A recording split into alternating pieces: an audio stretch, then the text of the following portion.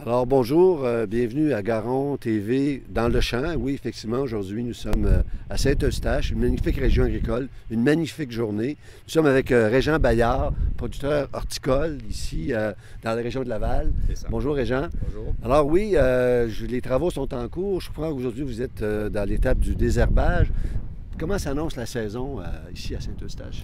Bien, Saint-Eustache comme à Laval, moi je dirais que si on fait un comparatif avec l'an dernier, ça va être vraiment supérieur à cause qu'on n'a pas eu, disons, les désagréments d'un surplus d'eau qu'on a eu l'an dernier.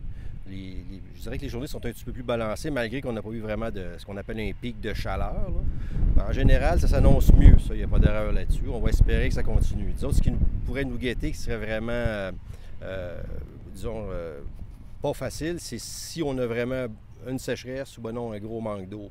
Ça, c'est toujours un problème. Ça pourrait être le risque, ouais, mais ça, c'est la vie des producteurs maraîchers. Ici, jamais. dans la région de Saint-Eustache, est-ce qu'on peut parler d'une grande région maraîchère? Est-ce que c'est réputé? Est-ce qu'on est vraiment dans un cœur d'une région très maraîchère?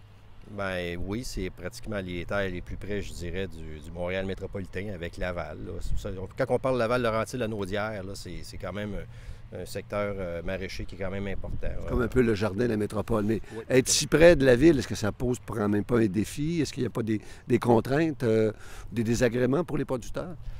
Saint-Eustache, dépendant où. Moi, je ne suis pas de Saint-Eustache, je suis de Laval. C'est évident. Nous autres, on appelle ça l'agriculture périurbaine. Dans notre cas, c'est souvent des petits morcellements de terre entourés de résidences. Puis oui, c'est sûr que des fois, ça peut être problématique pour la façon qu'on doit gérer, si vous voulez, la façon de procéder. Il ne faut pas non plus nuire aux voisins. Il faut que tout le monde collabore ensemble.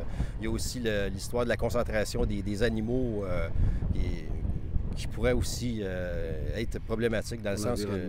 Bien, c'est parce que, étant donné qu'on est des morcellements, que les animaux comme les marmottes, les écureuils, les ravageurs, ils sont de plus en plus encadrés dans un secteur petit, ça devient un problème à surmonter pour nous autres actuellement. Bien, écoutez, Régent, je vous remercie beaucoup et je vous souhaite une excellente saison de production.